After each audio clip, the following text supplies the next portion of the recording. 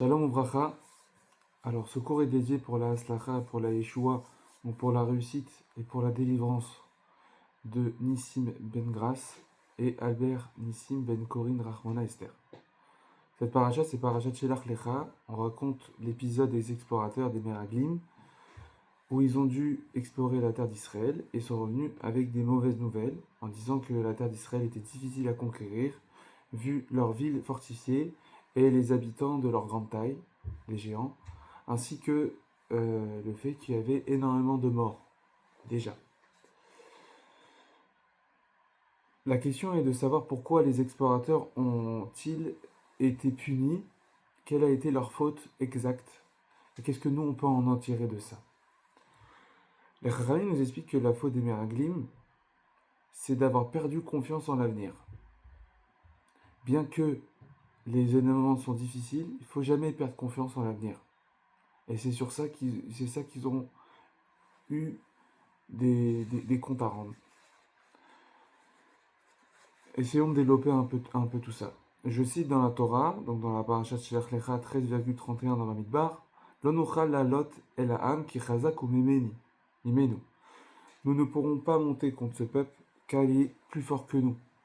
Ça, c'est ce que les 10 Meraglim sur 12 ont dit pour dire que on peut pas, c'est pas possible. Ah, Hachem, il nous a dit, c'est pas possible, j'ai vu de mes propres yeux, c'est impossible, c'est impossible de pouvoir surmonter ça. Alors que Kalev et Yefouné, donc 2 Meraglim sur les 12, ont expliqué Allez, venale, vers Shoota, qui chala. On va monter, nous monterons et nous la conquérons, car nous en sommes capables. On est capable. Comment je sais qu'on est capable? Parce que Hachem m'a donné les capacités de le faire. Akash Baruch Hu, il nous donne les énergies, et maintenant c'est à nous de pouvoir la diriger au bon endroit. C'est à nous de savoir la canaliser. C'est à nous de la canaliser au bon moment. Et c'est ça que les Khamim nous expliquent, et c'est ça que la faute qu'ils ont pu faire. Ne jamais perdre confiance, perdre espoir, perdre notre émouna sur l'avenir. Akash Baruch Hu, il fait tout pour qu'on réussisse. Il n'y a pas de raison. Essayons de développer un peu tout ça. Essayons de développer un peu tout ça ensemble. Kilishuatecha kivinu kolayam. Car la Yeshua, la délivrance, que ça soit délivrer quelqu'un qui est en prison ou n'importe quelle prison, lien qu'on a, kivinu kolayam. On doit espérer tous les jours. Tous les jours, on doit avoir cette espérance-là.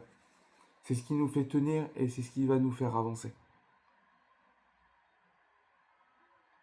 Ce qui est intéressant, c'est de voir ce que dit le Ramban. Le Ramban il dit que c'est exactement un problème de Mouna. Les Meraglim ont été punis à cause d'un problème de confiance, d'espoir en Akadosh Baruch Hu. Et la définition la plus simple de la Emouna aujourd'hui, c'est de tout simplement de comprendre que tout ce qui nous arrive est adapté à nous. C'est très très dur quand on vit des moments difficiles, mais tout ce qui nous arrive est adapté à nous au millimètre près. Imaginons qu'il y a quelque chose de grave qui se passe, si on est lié à ça, si on s'est lié à ça, ou avec le temps on a été lié, même la distance du problème que tu as, c'est que c'est exactement adapté à toi et c'est pour te faire bouger. Tout. Tout ce qui se passe. Je veux dire, mais c'est rien à voir avec moi. J'ai rien à voir avec ça. Oui, c'est un ami. Oui, c'est ma famille. Mais bon, c'est pas moi. Non, mais si ça touche ton entourage, que ce soit premier, deuxième cercle familial ou que ce soit un entourage amical, nous sommes. On paye des conséquences de ça. Et donc, ça veut dire qu'il faut qu'on bouge. Il faut qu'on arrive à faire avancer les choses. Le rabbin dit que c'est exactement le problème des Meraglim. Les explorateurs, ils ont vu les géants, ils ont vu les fortifiés, ils disent on n'arrivera jamais. J'ai pas compris, Hachem il t'a dit qu'on va y aller là-bas. Et je comprends pas. En tant que. Pourquoi tu as été choisi en tant qu'explorateur? Parce que tu es prince d'une tribu. Vous êtes 12, vous êtes chacun prince de 12 tribus et vous n'avez pas confiance en Hachem. Il y en a 10 qui n'ont pas confiance en Hachem. C'est sur ça qu'ils ont été tapés sur les doigts. Il faut être fort. Il faut être très fort. Le Sforno, il dit autre chose. Le Sforno, il dit mais attends. T'as pas confiance? Mais t'as pas vu tous les miracles que t'as vécu avant? T'as pas vu tous les beaux timings, tous les bains d'Hachem que t'as vu avant? Pour eux, c'était le Kriyat Yam Souf.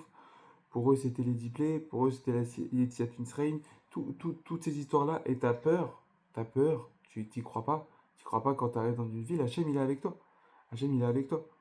Comment tu peux dire ça? Il y a Midrash, il dit, mais plus que ça, c'est qui a mis les explorateurs dans cette ville? C'est qui? C'est Hachem. Donc s'il veut, il les fait sortir. Donc pourquoi t'as peur? Il dit Kaviachol afilou balabait et no yachol otzi kela misham.